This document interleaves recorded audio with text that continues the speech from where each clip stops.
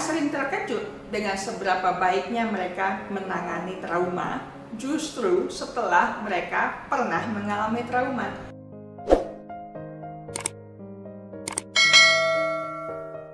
Kita sedang membahas mengenai post-traumatic growth alias pertumbuhan pasca trauma. Tedeschi dan Calhoun sebagai pengungkap istilah PTG untuk pertama kali sempat mengatakan bahwa pertumbuhan pasca trauma dapat dipahami sebagai pengalaman individu yang perkembangannya, setidaknya di beberapa bidang, telah melampaui apa yang ada sebelum terjadinya krisis. Individu telah menggambarkan perubahan besar dalam pandangan mereka tentang hubungan, bagaimana mereka memandang diri mereka sendiri, serta filosofi hidup mereka. Di dalam video minggu ini, saya akan melanjutkan pembahasan mengenai dampak post-traumatic growth. Ada beberapa dampak dari PTG. Pertama, munculnya kekuatan pribadi. Orang sering terkejut dengan seberapa baiknya mereka menangani trauma justru setelah mereka pernah mengalami trauma. Dan karena itu, mereka akan lebih siap untuk menghadapi tantangan di masa depan. Dampak kedua, mereka bisa mengeksplorasi berbagai kemungkinan baru. Ketika realitas baru menghalangi kembalinya kebiasaan, peran dan strategi lama, tentunya manusia, individu atau kita harus beradaptasi dan berinovasi, bukan? Perubahan harus dirangkul daripada ditakuti, sumber daya harus diberdayakan supaya seseorang bisa bertahan. Keterampilan dan pengalaman harus didaftarkan ulang, diinventarisir, tantangan harus diterima, kegiatan lama mungkin perlu didesain ulang. Tanpa disadari, mereka yang pernah mengalami trauma akan menjadi individu yang lebih kreatif dan akan jadi makin kreatif. Ketiga, terjalinnya hubungan yang lebih baik, lebih hangat, lebih intim. Hal ini seringkali lahir dari kebutuhan untuk memberi dan menerima dukungan melalui masa-masa sulit. Trauma dapat membantu menjalin hubungan baru dan membuat orang lebih bersyukur atas hubungan yang sudah mereka miliki. Menghadapi krisis bersama adalah pengalaman yang menguatkan. Mereka mulai menghargai sepenuhnya nilai-nilai atau values-nya orang lain. Orang-orang yang mungkin beberapa bulan sebelumnya tidak pernah menjadi lebih dekat, tidak saling mengenal bahkan, kemudian bisa menjadi lebih karib, lebih intim, mulai berfungsi sebagai tim yang solid tetapi juga fleksibel.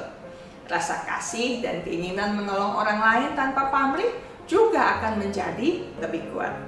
Keempat, orang yang pernah mengalami trauma biasanya akan lebih mengapresiasi atau menghargai kehidupannya.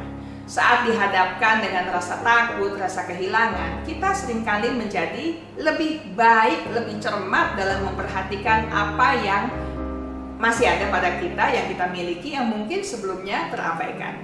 Kita akan lebih menghargai hal-hal mendasar tentang kehidupan. Saya masih bisa bernafas, saya masih bisa berjalan, masih bisa bangun. Atau aktivitas-aktivitas yang selama ini kita remehkan. Kita mungkin akan lebih menghargai rekan kerja kita, pelanggan kita, usaha kita, organisasi tempat kita berada, bahkan kopi atau teh yang sehari-hari kita minum yang selama ini kita anggap biasa-biasa saja akan terasa lebih enak. Sangat mungkin kita juga akan mengubah prioritas hidup dan menemukan tujuan hidup yang lebih bermakna. Kelima, kita akan lebih bersyukur atas apapun yang masih kita miliki. Sadar bahwa orang lain mungkin tidak seberuntung kita atau mengalami kesulitan yang lebih parah. Misalnya telah kehilangan pekerjaan, kehilangan harta benda atau anggota keluarga.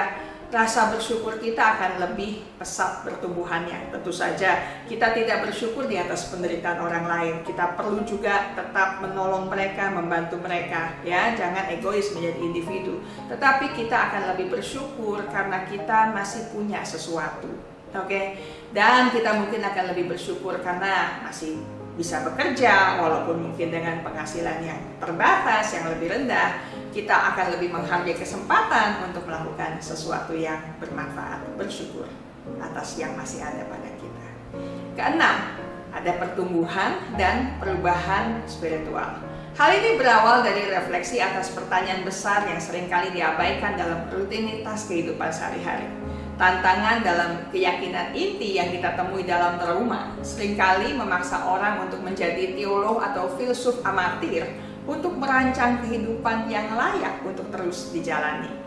Kita akan mungkin bertanya-tanya, apakah kita sudah menjalankan bisnis secara etis? Apakah kita sudah mempraktekkan prinsip yang kita ajarkan? Haruskah kita melakukan sesuatu yang lain dengan waktu dan sumber daya kita yang berharga? Apa kontribusi kita untuk kemajuan masyarakat? Apa motif utama keberadaan kita yang berkelanjutan? Dan seterusnya. Pertumbuhan tidak bisa dipaksakan dan tidak bisa diburu-buru. Namun saat Anda dan orang lain siap, upaya itu sepadan, worth it. Mari kita pastikan bahwa kita mendapatkan sesuatu yang positif dari masa-masa perjuangan tersebut. Kemungkinan untuk pertumbuhan pribadi dan kolektif tentu tidak boleh disia-siakan. Sekian dulu pembahasan kita kali ini. Kita akan lanjutkan di minggu mendatang mengenai hal-hal yang dapat dilakukan untuk menghadapi dan menanggulangi trauma atau kejadian yang tidak menyenangkan agar pertumbuhan pasca kesulitan bisa dicapai. Ingat baik-baik, kesehatan mental Anda sangat berharga. Jagalah, pertahankanlah dengan sekuat tenaga.